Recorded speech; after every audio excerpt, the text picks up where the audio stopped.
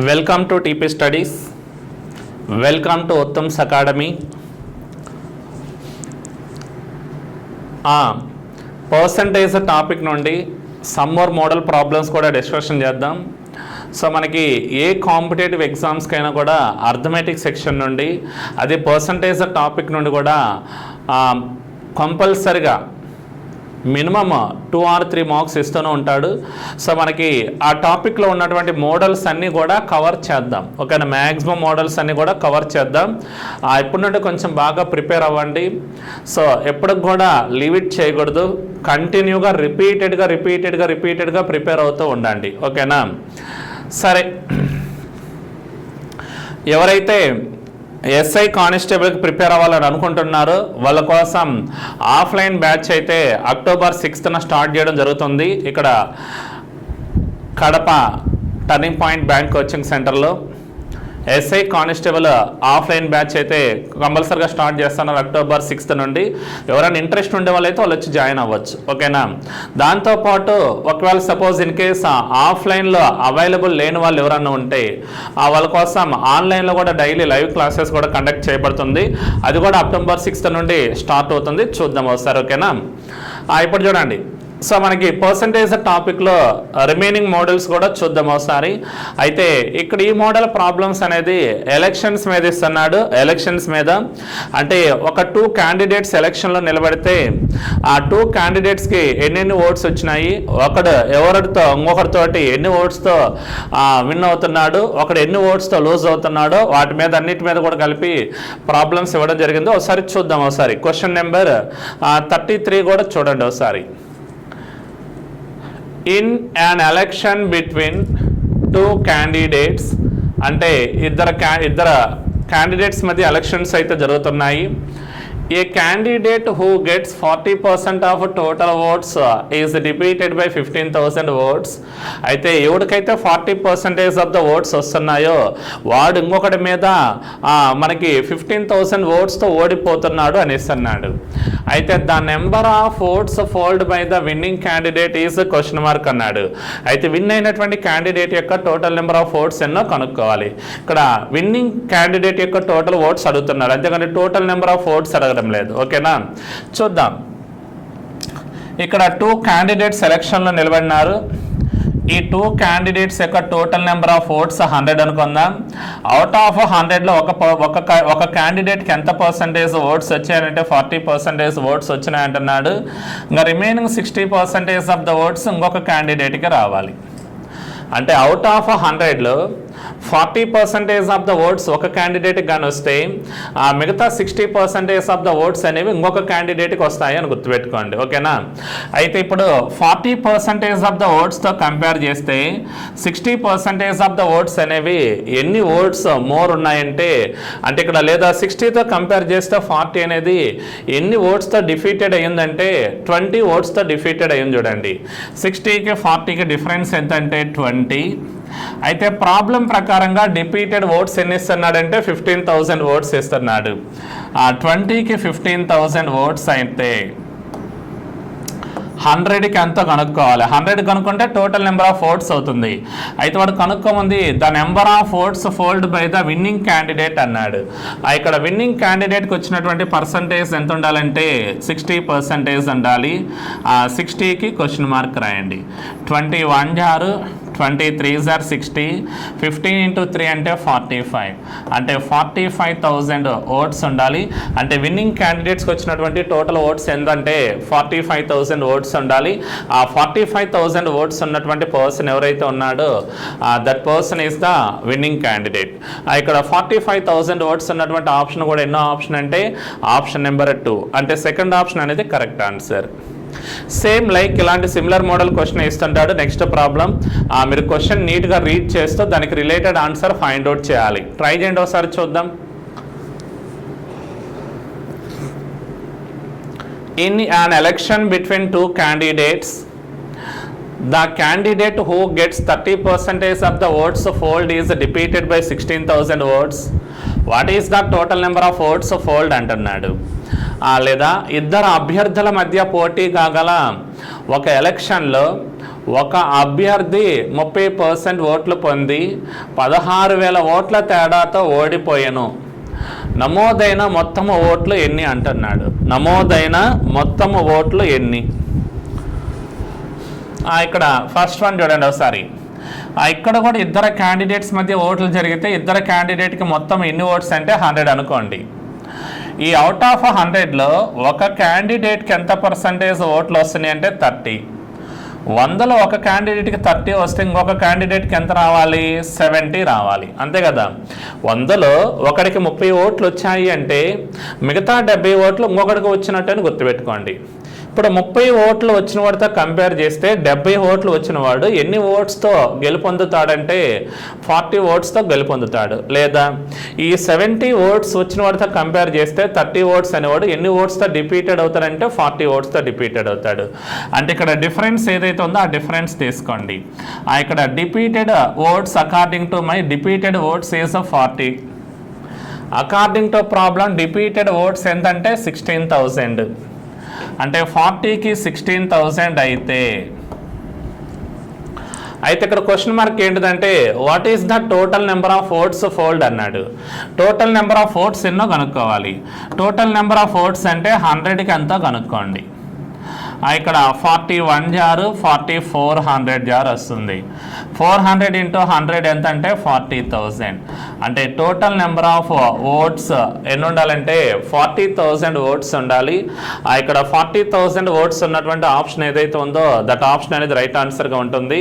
అయితే 40,000 ఓట్స్ ఉన్నటువంటి ఆప్షన్ కూడా ఏదంటే ఆప్షన్ నెంబర్ 1. అంటే first option is the correct answer ఉండాలి. Next question number 35. సిమిలర్ మోడలే ఉండొచ్చు, ఒకసారి క్వశ్చన్ రీడ్ చేయండి. సేమ్ మోడల్ అయితే మటుకు ట్రై చేయండి, కొద్దిగా డిఫరెంట్గా ఉంటే చూద్దాం ఒకసారి. క్వశ్చన్ రీడ్ చేయండి ఒకసారి. In an election between 2 candidates. ఇక్కడ కూడా ఇద్దరు క్యాండిడేట్స్ మధ్య ఎలక్షన్ జరిగింది.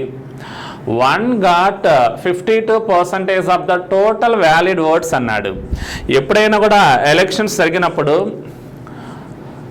ఎన్ని ఓట్స్ అయితే ఫోల్ అవుతాయో ఆ ఫోల్ అయిన ఓట్స్లలో వ్యాలిడ్ ఓట్స్ ఉంటాయి, ఇన్వాలిడ్ ఓట్స్ ఉంటాయి. ఇన్వాలిడ్ ఓట్స్ అనేవి మనం కౌంట్ చేయము, వ్యాలిడ్ ఓట్స్ మాత్రమే కౌంట్ చేస్తాము. ఈ వ్యాలిడ్ ఓట్స్ మాత్రమే విన్ అయిన క్యాండిడేట్ ఓట్స్, లూజ్ అయిన క్యాండిడేట్స్ ఓట్స్ అని, ఓకేనా. ఇక్కడ కూడా ఏమన్నాడంటే one got 52% of the total valid votes. Total valid ఓట్స్లో 52 ఓట్స్ అనేవి ఒక పర్సన్కి వచ్చాయి. అయితే 25% of the total votes are invalid అన్నాడు. మొత్తం మీద 25% ఆఫ్ ద ఓట్స్ అనేవి ఇన్వాలిడ్ ఓట్స్ అంటున్నాడు. టోటల్ ఓట్స్లో 25% ఆఫ్ ద ఓట్స్ ఇన్వాలిడ్ అయితే రిమైనింగ్ 75 మాత్రమే వ్యాలిడ్ ఉండాలి. అయితే the total number of votes were 8,400. ఇక్కడ మొత్తం ఓట్స్ ఎన్ని అంటున్నాడంటే 8,400 ఇస్తున్నాడు. అయితే how many valid votes did the other person get. Remaining person ఎవరైతే ఉన్నాడో వాడికి వచ్చినటువంటి వ్యాలిడ్ ఓట్స్ ఎన్నో కనుక్కోవాలి. సింపుల్ ఈజీనే, చూద్దాం. ఇద్దరు అభ్యర్థుల మధ్య జరిగిన ఎన్నికలో ఒక అభ్యర్థికి మొత్తం చెల్లుబాటు అయ్యే ఓట్లలో 52% వచ్చినవి, మొత్తం ఓట్లలో 25% చెల్లనివి, మొత్తం ఓట్ల సంఖ్య 8,400. అయిన చెల్లుబాటు అయిన ఓట్లలో మరొక వ్యక్తికి వచ్చిన ఓట్లు ఎన్ని అంటున్నాడు. అయితే వ్యాలిడ్ ఓట్స్లలో ఇంకొక పర్సన్కి వచ్చిన ఓట్లు ఎన్నో మనం కనుక్కోవాలి. జనరల్గా అయితే ఇది ఎలా రాస్తామంటే మొత్తం 100 తీసుకుంటే ఈ 100లో ఇన్వాలిడ్ ఎన్ని ఓట్స్ అన్నాడంటే 25. ఇది అవసరం లేదు మనకి 25. 25 ఇన్వాలిడ్ అయితే ఇంకా వ్యాలిడ్ ఎన్ని ఓట్స్ ఉండాలంటే 75 ఉంటాయి. ఈ వ్యాలిడ్ 75 ఓట్స్లలో ఒక పర్సన్కి ఎంత పర్సంటేజ్ వచ్చింది అన్నాడంటే 52% అన్నాడు. అప్పుడు ఇంకొక పర్సన్కి ఎంత రావాలంటే 48% వస్తుంది. అయితే వాడు అడిగింది other person got valid votes అన్నాడు కాబట్టి 48% ఆఫ్ ద ఓట్స్ ఎన్నైతే ఉన్నాయో దాట్ నెంబర్ ఆఫ్ ఓట్స్ కనుక్కుంటే సరిపోతుంది మనకి. ఇప్పుడు మన ప్రకారంగా అయితే ఈ ఇన్ఫర్మేషన్ అంతా కూడా ప్రాబ్లం ప్రకారంగా తీసుకుంటే టోటల్ నెంబర్ ఆఫ్ ఓట్స్ 8,400 అన్నాడు. దీంట్లో వ్యాలిడ్ ఓట్స్ పర్సంటేజ్ ఎంత అంటే 75%. 75/100 రాస్తున్నా ఇంటూ ఈ వ్యాలిడ్ ఓట్స్లలో అదర్ పర్సన్కి వచ్చిన పర్సంటేజ్ ఎంత అంటే 48%. 48% అంటే 48/100. ఇక్కడ వచ్చిన ఓట్స్ ఎన్నో క్యాలిక్యులేషన్ చేస్తే అదే మన ఆన్సర్ ఉండాలి. ఇప్పుడు క్యాన్సిలేషన్ చూద్దాం. ఇక్కడ ఉన్న 2 zeros క్యాన్సిల్ అనుకోండి. 25 3s are 25 4s are అనుకుందాం. ఇక్కడ 4 1s are 4 12s are. ఇప్పుడు 84 into 12 3s are 36. ఈ రెండు మల్టిప్లై చేస్తే మనకు ఆన్సర్ ఏదైతే వస్తుందో that is the other person got valid votes అవుతుంది. ఇక్కడ మల్టిప్లికేషన్ చూద్దాం. 4 6s are 24, 8 6s are 48, 3 4s are 12. 48 plus 12 60, 60 plus 2 అంటే 62, 8 3s are 24 plus 6 అంటే 30. అదర్ పర్సన్కి వచ్చినటువంటి వ్యాలిడ్ ఓట్స్ ఎన్ని ఉండాలంటే 3024 ఓట్స్ వ్యాలిడ్ ఓట్స్గా ఉండాలి. ఇక్కడ 3024 ఓట్స్ ఉన్నటువంటి ఆప్షన్ ఏదైతే ఉందో that option is the right answer. అలా ఉన్నటువంటి ఆప్షన్ కూడా ఎన్నోదంటే ఆప్షన్ నెంబర్ 3 అంటే థర్డ్ ఆప్షన్ అనేది correct answer. Next question number 36. ఇది చూడండి ఒకసారి. In an election between two candidates, ఇక్కడ కూడా ఇద్దరు క్యాండిడేట్స్ మధ్య ఎలక్షన్ జరుగుతుంది. 75% of the voters cast their oats అన్నాడు. ఇక్కడ 75% of the voters cast their oats అంటే ఆ రోజు ఓట్స్ వినియోగించుకున్న వాళ్ళు 75% ఆఫ్ ద మెంబర్సే. అంటే మిగతా 25% ఆఫ్ ద మెంబర్స్ అసలు ఓట్లే వేయలేదు అని. Next out of which 2% votes were declared invalid. ఆ రోజు ఎన్ని ఓట్స్ అయితే క్యాస్ట్ అయినాయో దాంట్లో మరలా 2% ఆఫ్ ద ఓట్స్ అనేవి ఇన్వాలిడ్ ఓట్స్ అంటున్నాడు. అయితే candidate got 9261 votes which were 75% of the valid votes. ఆ వ్యాలిడ్ ఓట్స్ ఏవైతే ఉన్నాయో దాంట్లో 75% ఆఫ్ ద ఓట్స్కి ఈక్వల్ అంటున్నాడు 9261. అయితే the total number of voters enrolled in that election was, total number of voters ఎన్నైతే ఎన్రోల్ అయినాయో అవి కనుక్కోవాలి. ఇక్కడ ఇద్దరు అభ్యర్థుల మధ్య జరిగిన ఎన్నికలలో 75% ఓటర్లు తమ ఓటు హక్కు వినియోగించుకున్నారు. అందులో 2% ఓట్లు చెల్లనివి ప్రకటించాడు. చెల్లుబాటు అయిన 75% ఓట్లలో ఒక అభ్యర్థికి 9261 ఓట్లు వచ్చిన ఆ ఎన్నికలలో నమోదైన మొత్తము ఓట్ల సంఖ్య ఎంత అన్నాడు. ఇది వాడిచ్చిన క్వశ్చన్. చూద్దాం ఒకసారి. జనరల్గా చూడండి మన పాయింట్ ఆఫ్ వ్యూలో ఎలా క్యాలిక్యులేషన్ చేద్దాము. మొత్తం 100 అనుకుంటే ఈ 100లో కాస్ట్ దేర్ ఓట్స్ పర్సంటేజ్ ఎంత అంటే 75. ఇంకా రోజు ఓట్స్ వేయని వాళ్ళైతే 25. ఇది అవసరమే లేదు మనకి ఈ లిస్ట్. ఈ 75 మాత్రమే తీసుకోవాలి. మళ్ళీ ఈ 75లో out of which 2% votes were declared invalid. దీంట్లో మళ్ళీ 2% ఆఫ్ ద ఓట్స్ అనేవి ఇన్వాలిడ్. ఈ కూడా మన కౌంటింగ్కి అవసరం లేదు. ఇంకా వ్యాలిడ్ ఎంత ఉండాలంటే 98% ఓట్స్ ఉండాలి. ఈ వ్యాలిడ్ ఓట్స్లో మళ్ళా 75%, దీంట్లో మళ్ళా 75% ఓట్స్ ఏవైతే ఉన్నాయో అవి 9261 ఓట్స్కి సమానం అంటున్నాడు. వ్యాలిడ్ ఓట్స్లలో మరలా 75% ఆఫ్ ద ఓట్సే దానికి సమానం అంటున్నాడు 9261. అయితే టోటల్ నెంబర్ ఆఫ్ ఓట్స్ 100కి ఎంతో కనుక్కోవాలి. ఇందాక రాసినట్టుగానే దీన్ని సింప్లిఫైగా ఎలా రాస్తామంటే total number of votes x అనుకుందాం. ఎక్స్లో మనకి కాస్ట్ దేర్ ఓట్స్ పర్సంటేజ్ ఎంతంటే 75/100. మరలా దీంట్లో వ్యాలిడ్ ఓట్స్ పర్సంటేజ్ ఎంతంటే 98%, 98/100. మరలా దీంట్లో 75% ఆఫ్ ద ఓట్సే 9261 రావాలి. ఈజ్ ఈక్వల్స్ టు 9261కి ఈక్వల్ అవుతుంది. అంటే ఇక్కడ ఏమని total number of votes X అనుకుంటే ఎక్స్లో 75% of the oats cast their oats అవుతుంది. దాంట్లో వ్యాలిడ్ ఎంతంటే 2%, ఇన్వాలిడ్ అయితే రిమైనింగ్ 98% వ్యాలిడ్ అని అప్పుడు 98/100 రాస్తున్నా. ఇంటూ నెక్స్ట్ దాంట్లో 75% ఆఫ్ ద ఓట్సే 9261 అన్నాడు కాబట్టి అక్కడ 75/100 ఈక్వల్స్ టు 9261గా రాద్దాం. ఇప్పుడు క్యాన్సిలేషన్ చేయండి. 25 3s are 25 4s are 25 3s are 25 4s are.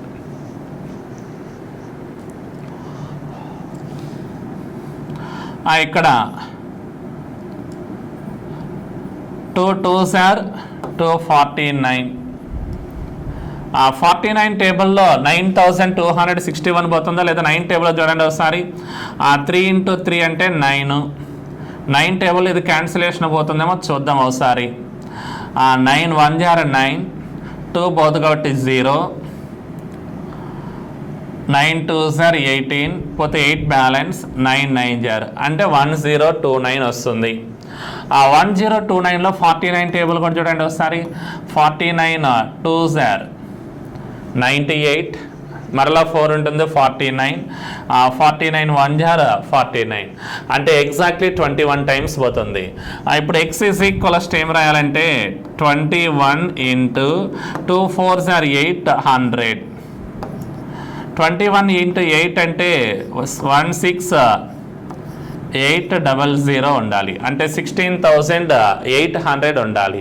అంటే total number of votes in that election, enrolled in that election ఎంత ఉండాలంటే 16,800 ఓట్స్ ఉండాలి. అయితే ఇక్కడ 16,800 ఓట్స్ ఉన్నటువంటి ఆప్షన్ ఏదంటే దట్ ఈస్ ఆప్షన్ నెంబర్ 3. అంటే థర్డ్ ఆప్షన్ అనేది correct answer. Next question number 37. ఇది కూడా సిమిలర్ మోడల్లో చూడండి. ఎలక్షన్స్నా లేదా పాపులేషనా చెక్ చేసుకోండి ఒకసారి. ఇక్కడ పాపులేషన్ బేస్డ్ ప్రాబ్లమ్స్ ఇస్తున్నాడు. ఇప్పుడు వరకు అయితే మనకి ఎలక్షన్ బేస్డ్ ప్రాబ్లమ్స్ ఉన్నాయి. ఇక్కడ నుండి మనకి ఎలక్షన్స్ కాకుండా పాపులేషన్స్ బేస్డ్ ప్రాబ్లమ్స్ కూడా ఇస్తున్నాడు. చాలా ఈజీనే అండ్ సిమిలర్ ప్రాబ్లమ్స్ చూద్దాం. If the annual increase in the population of a town is 4% and the present number of people is 15625, what will the population be in 3 years అన్నాడు. ఇక్కడ క్వశ్చన్లో కూడా చూడండి కరెక్ట్గా వేస్తున్నాడు. ఒక పట్టణ జనాభా సంవత్సరానికి 4% వంతున పెరుగుతూ ఉంది మరియు ప్రస్తుత జనాభా 15,625 అయినా 3 సంవత్సరముల తర్వాత పట్టణ జనాభా ఎంత అంటున్నాడు. 3 సంవత్సరముల తర్వాత ఆ పట్టణ జనాభా ఎంత? ఇక్కడ చూడండి, annual increase in the population of a town 4%. అయితే ప్రెసెంట్ నెంబర్ ఆఫ్ పీపుల్ ఎంత అన్నాడంటే 15,625 ఇస్తున్నాడు. ప్రెసెంట్ పాపులేషన్ 15,625 అయితే ఎవ్రీ ఇయర్ పాపులేషన్ ఎంత ఇంక్రీజ్ అవుతుందంటే 4% ఇంక్రీజ్ అవుతుంది. అయితే వాడు ఏం కనుక్కోమన్నాడంటే what will the population be in 3 years, 3 సంవత్సరాల తర్వాత వచ్చే పాపులేషన్ ఎంతో కనుక్కోమంటున్నాడు. 3 సంవత్సరాల తర్వాత వచ్చే పాపులేషన్ కనుక్కోవాలంటే చూడండి ఒకసారి. ఎవ్రీ ఇయర్ 4% ఇంక్రీజ్ అంటే 100 + 4 ఎంత అవుతుందంటే 104/100. ఇది ఫస్ట్ ఇయర్. అలా ఎన్ని ఇయర్స్ అంటే 3 years కాబట్టి 104/100. మళ్ళీ థర్డ్ ఇయర్ కూడా 104/100 ఉండాలి. అంటే ఇప్పుడు ఏం రాయొచ్చు అంటే 15,625 × 104/100 × 104/100 × 104/100 ఉండాలి. ఇప్పుడు క్యాన్సిలేషన్ చేసామనుకోండి 4 table, 425s are 100, 426s are 104, 425s are 100, 426s are 104. ఇక్కడ కూడా 425s are 100, 426s are 104. ఇప్పుడు 25 టేబుల్తో దీన్ని క్యాన్సిల్ చేద్దాం. 25 6 అయితే 150. 156లో 25 టేబుల్ ఎన్ని టైమ్స్ పోతుందంటే 6 టైమ్స్. 25 6 150. 156లో 150 పోతే బ్యాలెన్స్ 6 ఉంటుంది. 6 పోదు మనకి. అప్పుడు ఎంత అంటే 62 తీసుకుందాం. 25 2s are 50. 62లో 50 పోతే బ్యాలెన్స్ 12, 125. 25 5s are 125. మరలా 25 స్క్వేర్ 625 కాబట్టి 25 25s are 625. మరలా ఇక్కడుండే 25 ఇక్కడున్న 25 క్యాన్సిల్ చేయండి. అప్పుడు ఈజ్ ఈక్వల్స్ టు 26 × 26 × 26. అప్పుడు 26 హోల్ క్యూబ్ ఎంత ఉండాలంటే 17576 ఉండాలి. 25 హోల్ క్యూబ్ అంటే 15625 అవుతుంది. 26 హోల్ క్యూబ్ అంటే 17576 అవుతుంది. ఈ రెండిట్లలో 17576 ఉన్నటువంటి ఆప్షన్ ఏదైతే ఉందో దట్ ఆప్షన్ అనేది కరెక్ట్ ఆన్సర్గా ఉండాలి. అయితే ఇక్కడ 17576 ఉన్నటువంటి ఆప్షన్ కూడా ఏదంటే థర్డ్ ఆప్షన్, అంటే ఆప్షన్ నెంబర్ 3 అనేది correct answer. Next question number 38. If the annual increase in the population of your town be 4% and the present population will be 17576, what was the population 3 years ago? అంటే 3 సంవత్సరాల క్రితం population ఎంత కనుక్కోమన్నాడు. అంటే ఒక పట్టణ జనాభా సంవత్సరానికి 4% వంతన పెరుగుతూ ఉంది మరియు ప్రస్తుత జనాభా 17,576 అయినా 3 సంవత్సరాల క్రితం ఆ పట్టణ జనాభా ఎంత అన్నాడు. అయితే ఇక్కడ ప్రెజెంట్ ఆ పట్టణ పాపులేషన్ ఎంత ఇస్తున్నాడంటే 17576 అన్నాడు. అయితే వాడు 3 సంవత్సరాల తర్వాత కనుక్కోమన్నాడా 3 సంవత్సరాల క్రితం అన్నాడంటే 3 సంవత్సరాల క్రితం వచ్చే జనాభా కనుక్కోమన్నాడు. ఇప్పుడు నుండి కంపేర్ చేస్తే 3 సంవత్సరాల క్రితం జనాభా అంటే తక్కువ ఉండాలి, తక్కువగా రావాలి. తక్కువ ఉండాలంటే ఇప్పుడు మనకు తగ్గాలి అంటే న్యూమరేటర్ తక్కువగా ఉండి డినామినేటర్ ఎక్కువగా ఉండాలి. ఇక్కడ ఎవ్రీ ఇయర్ 4% పెరుగుతుందంటే 100 + 4 అంటే 104. అయితే ఇక్కడ 104/100 రాయకుండా దాన్ని రివర్స్లో రాయండి, 100/104. ఎందుకంటే తక్కువ పాపులేషన్ రావాలి. ఎగో అన్నాడు అంటే ఎగో ముందుకు వెళ్ళాలంటే లోయెస్ట్ నెంబర్ బై హైయెస్ట్ నెంబర్గా ఉండాలని గుర్తుపెట్టుకోండి. ఇది 1 ఇయర్, మనకి 3 ఇయర్స్ కాబట్టి 3 టైమ్స్ రాయండి. 100/104 మరలా 100/104. 17576 into 100/104 into 100/104 into 100/104. ఇప్పుడు క్యాన్సిలేషన్ కూడా చూడండి. 425 are 100, 426 are 104, 425 426 425 426. ఇంతకుముందే మనం చేసినాం. ఇక్కడ 26 అనేది ఎన్ని టైమ్స్ పోతుందో చూడండి. 576 or 676 టైమ్స్ పోతుంది. 26 స్క్వేర్ అది కాబట్టి మళ్ళీ ఇక్కడ 26 పోతుంది. 26 కూడా క్యాన్సిల్. లేదా మనం ప్రీవియస్ ప్రాబ్లంలోనే రాస్తున్నాం 26 × 26 × 26 అంటే 26 హోల్ క్యూబ్గా రాస్తున్నాం. 26 హోల్ క్యూబ్ అంటే ఎంత అంటే 17576 కాబట్టి డైరెక్ట్గా ఇవన్నీ క్యాన్సిలేషన్ పోతాయి. ఇంకా మనకి మిగిలిన ఫైనల్ ఆన్సర్ ఏంటంటే 25 × 25 × 25. అప్పుడు 25 హోల్ క్యూబ్. 25 హోల్ క్యూబ్ ఎంతంటే 15625 ఉండాలి. ఇక్కడ 15625 ఉన్నటువంటి ఆప్షన్ ఏదైతే ఉందో దట్ ఆప్షన్ అయితే కరెక్ట్ ఆన్సర్ అని, ఆ 15625 ఉన్నటువంటి ఆప్షన్ ఏదైతే ఉందో దట్ ఆప్షన్ రైట్ ఆన్సర్గా సూచ్ చేయండి. ఇక్కడ 15625 ఉన్నటువంటి ఆప్షన్ కూడా ఎన్నోదంటే ఆప్షన్ నెంబర్ 3, అంటే థర్డ్ ఆప్షన్ అనేది correct answer. Next question number 39. The value of a mission depreciates at the rate of 10% per annum. If its present value is 1,62,000 rupees, what will be its worth after 2 years అన్నాడు. ఇక్కడ machine value గురించి ఇస్తున్నాడు. చూద్దాం. ఒక యంత్రము విలువలో ప్రతి సంవత్సరం 10% తరుగుదల ఉంది. ఆ యంత్రము ప్రస్తుత విలువ 1,62,000 రూపీస్ అయినా ఆ యంత్రము విలువ 2 సంవత్సరాల తర్వాత ఎంత ఉంటుంది అంటున్నాడు. ఇక్కడ మిషన్ అన్నప్పుడు కొన్నప్పుడైతే ఎక్కువ రేట్ ఉంటుంది, దానికి సంవత్సరాలు గడిసే కొద్దీ రేటు తగ్గిపోతుంది. అంటే ఫ్యూచర్లో చూసుకుంటే మిషన్ వాల్యూ తగ్గాలి, ప్రెజెంట్ అయితే మిషన్ వాల్యూ ఎక్కువ ఉండాలి అని గుర్తుపెట్టుకోండి. సరే, ఇక్కడ the value of a machine depreciates at the rate of 10% per annum అన్నాడు. Present value of a machine ఎంత ఇస్తున్నాడంటే 1,62,000 ఇస్తున్నాడు. ఈ 1,62,000లో ఎవ్రీ ఇయర్ మిషన్ వాల్యూ ఎంత డిప్రిసియేట్స్ అవుతుందంటే 10% డిప్రిసియేట్స్ అవుతుంది. డిప్రిసియేట్స్ అంటే డిక్రీజ్, తగ్గాలి. 100లో 10% తగ్గితే 90. ఇక్కడ ఫస్ట్ ఇయర్ 90/100 అవుతుంది, సెకండ్ ఇయర్ కూడా 90/100 రాయండి. 2 zeros క్యాన్సిల్, ఇక్కడ ఉండే 2 zeros కూడా క్యాన్సిల్ అనుకుందాం. అప్పుడు 1620 ఇంటూ 9 9 81.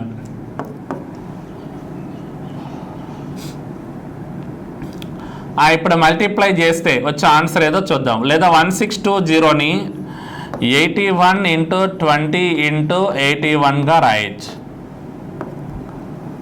అప్పుడు 81² × 20 అవుతుంది. 81² చేయండి.